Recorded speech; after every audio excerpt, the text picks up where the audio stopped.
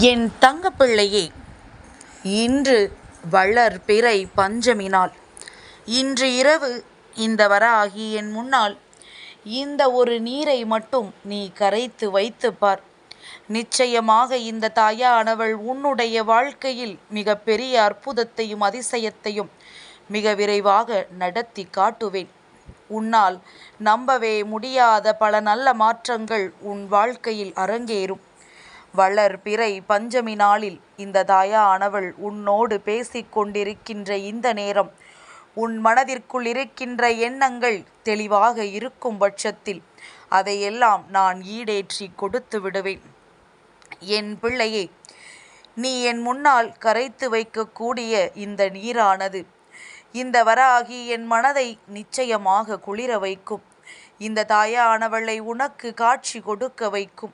அது மட்டுமல்ல, என் பிள்ளை எந்த அளவிற்கு என் மீது அன்பு வைத்திருக்கின்றது என்பதனை உணர்ந்து கொள்வதற்காகவும் உன் அன்பினை புரிந்து கொண்டு உனக்கு பல நல்ல விஷயங்களை செய்து கொடுப்பதற்காகவும் தான் இந்த வராகி உன்னிடத்தில் இதனை சொல்லிக் கொண்டிருக்கின்றேன். என் பிள்ளை, ஒருவேளை உன்னால் இதை செய்ய முடியவில்லை என்றால் அதற்காக நீ வருந்த வேண்டாம். முடிகின்ற பிள்ளைகள் செய்ய முடியாத நேரத்தில் பிரச்சனைகள் இருக்கும் பொழுது அதை கூட உணர்ந்து கொள்ள முடியாதவள் அல்ல இந்த தாயானவள்.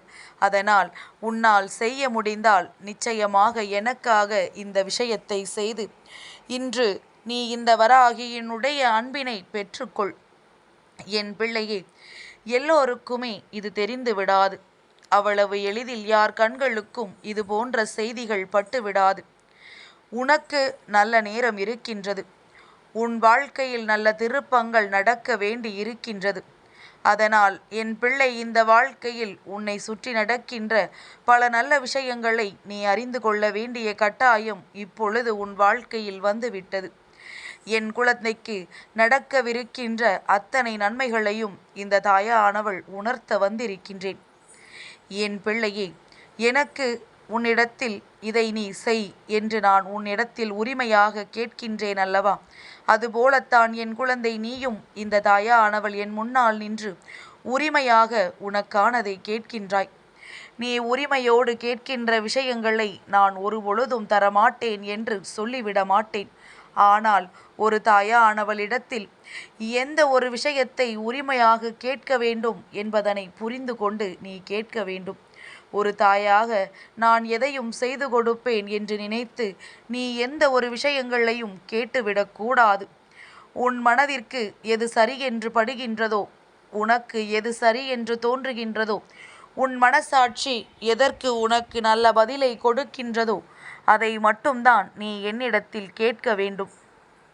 என் பிள்ளையே, இந்த விஷயம் நம் வாழ்க்கைக்கு சரிப்பட்டு வராது, நமக்கு பிரச்சனைகளை கொடுக்கும் என்று தெரிந்து கொண்ட பிறகு நீ மீண்டும் மீண்டும் அந்த தவறை செய்துவிடக்கூடாது.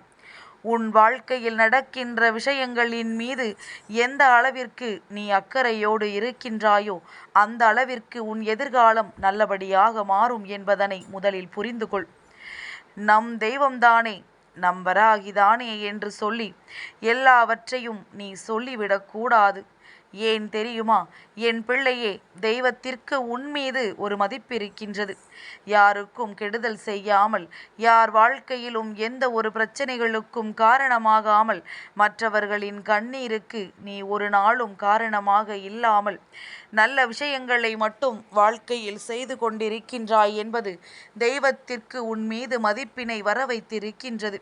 அந்த நேரத்தில் ஒரு பொழுதும் என் பிள்ளை, இது போன்ற அதிசக்தி வாய்ந்த நாட்களில் அடுத்தவர்கள் வாழ்க்கையை கெடுப்பதோ அல்லது அடுத்தவர்களுக்கு கெடுதல் நினைக்கின்ற விஷயத்தை பற்றி யோசிப்பதோ கூடாது. அதைத்தான் அம்மாவிடம் சொல்லக்கூடாது என்று சொல்கின்றேன். என் பிள்ளையே, யாருக்கு என்ன தண்டனை எந்த நேரத்தில் கிடைக்க வேண்டும், எந்த நேரத்தில் கொடுக்க வேண்டும் என்று உன் தாயானவள் எனக்கு நிச்சயமாக தெரியும்.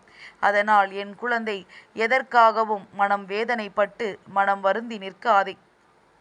இந்த சூழ்நிலையானது உனக்கு வாழ்க்கையில் பல நன்மைகளை நிச்சயமாக கொடுக்கும்.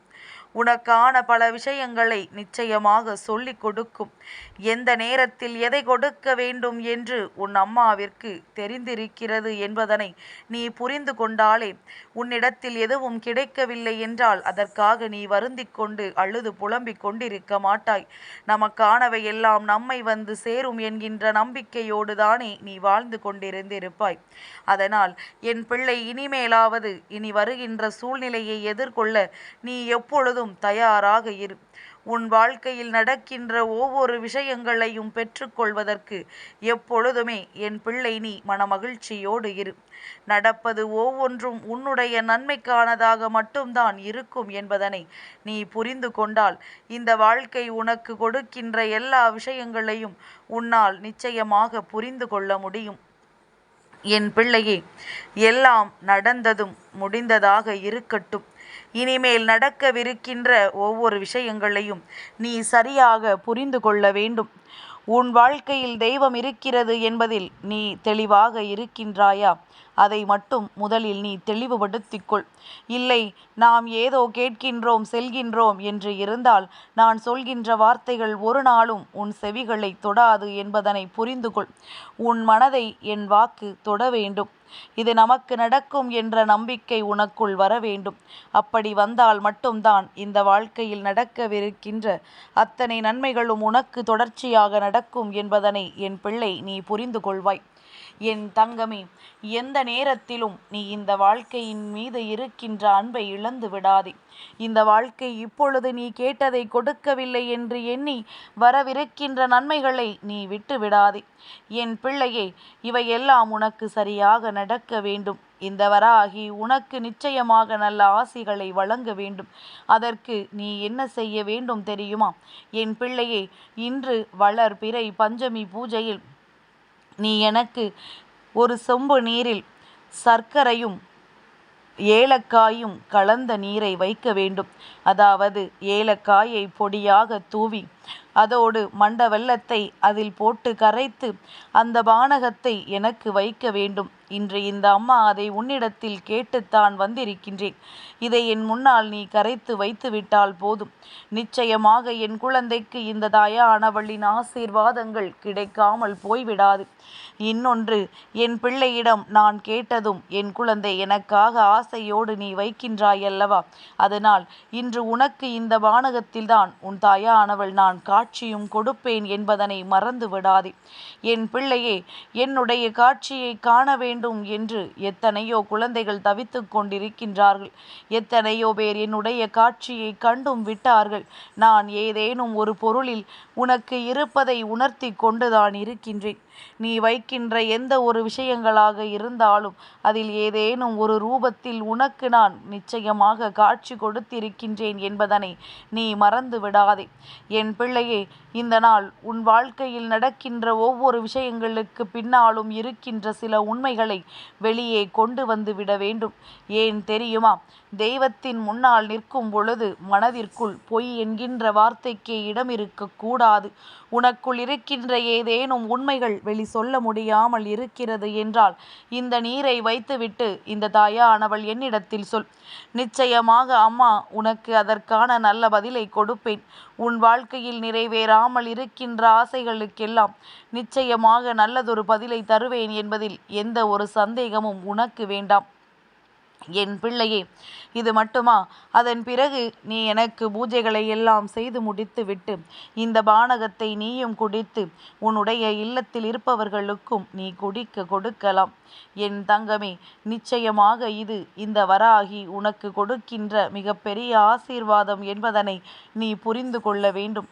அம்மாவிற்கு பிடித்த ஒரு விஷயத்தை நீ செய்ய போகிறாய் என்றால் நிச்சயமாக அதன் பிறகு இந்த வாழ்க்கையில் உனக்கான அத்தனை நன்மைகளும் உன்னை தேடி வரும் என்பதனை நீ புரிந்து கொள்வாய்.